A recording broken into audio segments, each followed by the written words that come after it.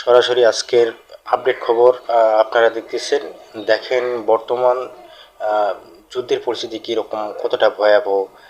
বিশেষ করে সৌদি আরবের যে বাচ্চা, ইনি খুবই খারাপ। তো এনার জন্যই মূলত এই যুদ্ধটা লাগছে। তো আপনারা সবাই দোয়া করবেন আমাদের মুসলিম জাতি যেন খুব ভালো থাকে। আল্লাহ খুব দ্রুত যেন আমাদের এই মুসলিম জাতিকে এই মানে আগ্রাসন থেকে যেন আল্লাহ মুক্ত করে। সবাই দোয়া করবেন।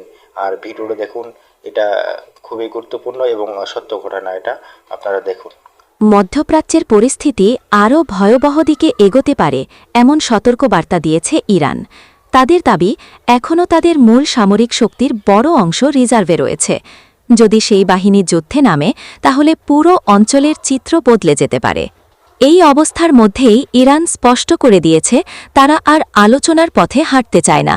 কূটনীতির বদলে শক্তি প্রয়োগকেই তারা এখন প্রধান কৌশল হিসাবে নিয়েছে। এরই ধারাবাহিকতায় সম্প্রতি ইরান তাদের সামরিক অভিযানের নতুন ধাপের ঘোষণা দেয়।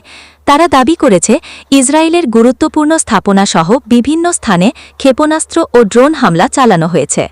শুধু তাই নয়, কিছু মার্কিন সামরিক ঘাঁটিতেও আঘাত হানার কথাও জানিয়েছে তেহরান, যদিও এ বিষয়ে বিস্তারিত তথ্য প্রকাশ করা হয়নি।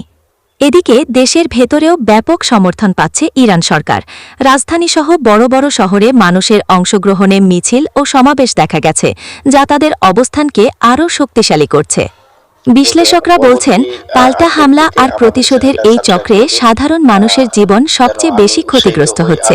প্রতিদিনই নতুন করে বাড়ছে উত্তেজনা। অন্যদিকে যুক্তরাষ্ট্রের অবস্থানেও কিছুটা পরিবর্তন দেখা যাচ্ছে। আগে কঠোর অবস্থানে থাকলেও এখন তারা ইরানের সঙ্গে সমঝোতার ইঙ্গিত দিচ্ছে। তবে ইরান জানিয়েছে, আগের ক্ষয়ক্ষতির পর তারা আর পিছু হটার পথে নেই, বরং পরিস্থিতি আরও কঠিন হলে কঠোর জবাব দেওয়া হবে।